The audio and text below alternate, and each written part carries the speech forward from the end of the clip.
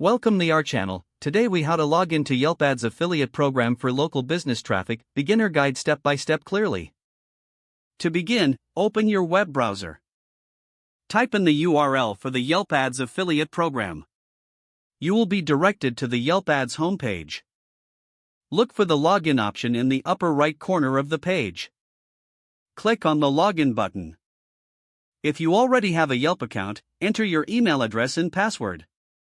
If you do not have an account yet, find the sign up link and click on it.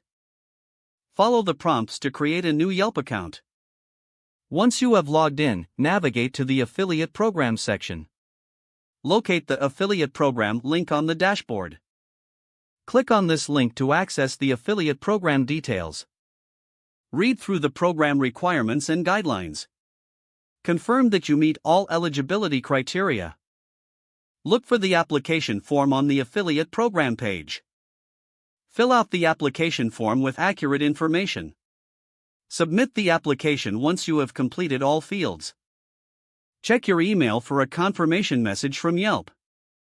Monitor your email for any further instructions or approval notifications.